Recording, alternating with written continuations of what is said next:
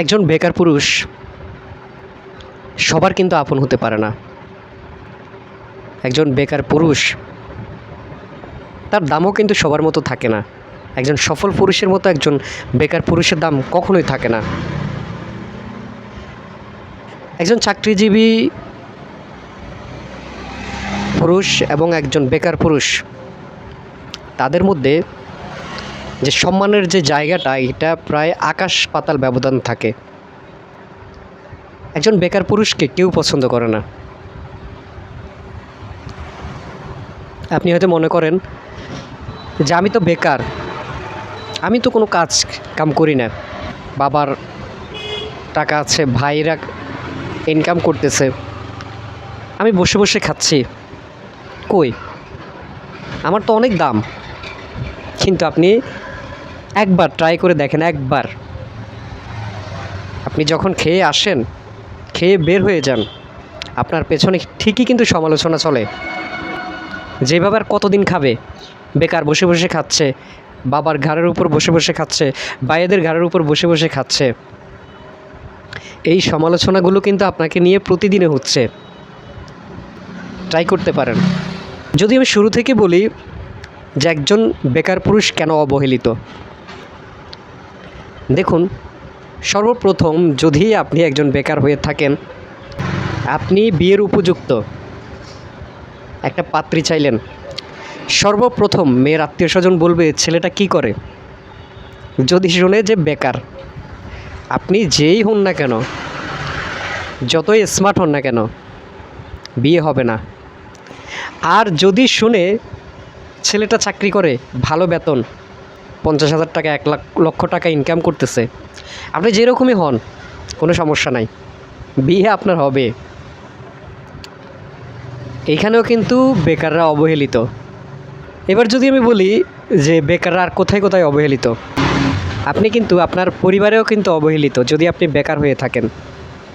কারণ ধরুন আপনারা 3 ভাই, 4 ভাই অথবা 2 ভাই, আপনার একটি ভাই ভালো একটি চাকরি করতেছে, ফ্যামিলিতে টাকা দিতেছে ভালো, আর আপনি হচ্ছেন বেকার।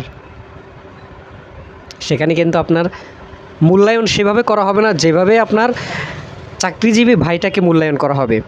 যেই কোনো বিষয়ে প্রথমত মিটিং হবে আপনার সেই ভাইয়ের সাথে, যেই ভাই চাকরিজীবী, ব্যবসা করে, ভালো টাকা ইনকাম করে। আপনাকে কিন্তু সেখানে মূল্যায়ন করা হবে না। এখানেও কিন্তু আপনি অবহেলিত। মনে করেন আপনি বিয়ে করলেন, আপনি বেকার, আবার আপনার আরেক ভাই চাকরি করে, সেও বিয়ে করলো, এখানেও কিন্তু আপনি অবহেলিত। কারণ তার বউকে যেভাবে মূল্যায়ন করা হবে, আপনার বউকে কিন্তু সেইভাবে মূল্যায়ন করা হবে না। কারণ আপনি বেকার, আপনি খাচ্ছেন আপনার পরিবারের উপর, আপনার বউও খাচ্ছে আপনার পরিবারের উপরে, তাই আপনাকে কিন্তু সেভাবে মূল্যায়ন করা হবে না যেভাবে আপনার ভাইকে মূল্যায়ন করা হবে। এখন ধরুন আপনি বিয়ে করলেন, আপনি বেকার, আপনার স্ত্রী যে কিনা সারা জীবনের সঙ্গী আপনার, সেই মানুষটার কাছেও কিন্তু আপনি মূল্য পাবেন না। কিভাবে? ধরুন তার কোনো কিছু প্রয়োজন হলো, একটি জামাতে সে পছন্দ করলো, একটি ভালো জিনিস সে পছন্দ করলো, আপনি এনে দিতে পারলেন না, সেখানে কিন্তু আপনাকে সেই মূল্যায়নটা সে করবে না, যেই মূল্যায়নটা একজন চাকরিজীবী স্বামী তার স্ত্রীর কাছে পাচ্ছে। তার মানে আপনার স্ত্রীর কাছেও কিন্তু আপনি অবহেলিত, কারণ আপনি বেকার। এখন আপনি বিয়ে করলেন, আপনার স্ত্রীর সাথে আপনি আপনার শ্বশুর বাড়িতে গেলেন, এবং যাওয়ার সময় আপনার কাছে তো টাকা নাই, তো কী নেবেন? কোনো রকম ভাইয়ের কাছ থেকে, বাবার কাছ থেকে রিক্সা ভাড়া অথবা গাড়ি ভাড়াটা নিয়ে শ্বশুর বাড়িতে গেলেন। তো শ্বশুর বাড়িতে গেলেন, কিছুই কিন্তু নিলেন না, আপনি খালি হাতে গেলেন। শ্বশুর বাড়িতেও সেই মূল্যায়নটা পাবেন না যে মূল্যায়নটা একজন চাকরিজীবী জামাই পেত। এখানেও কিন্তু বেকাররাই অবহেলিত। আপনার শ্বশুরের কাছে সেই ভালোবাসাটা আপনি পাবেন না, শাশুড়ির কাছে সেই ভালোবাসাটা আপনি পাবেন না, যেভাবে আপনাকে আপ্যায়ন করার উচিত ছিল, কথা ছিল, সেটা কিন্তু আপনি পাবেন না, কারণ আপনি বেকার। আপনার একজন ছোট্ট শালি আছে, আপনার একজন ছোট্ট শালা আছে, তাদের জন্য আপনি কিছু নিয়ে যেতে পারলেন না, তাদের কাছেও কিন্তু আপনি অবহেলিত। তো এইভাবে একজন বেকার পুরুষ সবার কাছেই কিন্তু অবহেলিত। আর একজন চাকরিজীবী, একজন ব্যবসায়ী, সে কিন্তু সবসময় সবার কাছে সেই প্রায়োরিটি পাচ্ছে যেটা আপনি পাচ্ছেন না।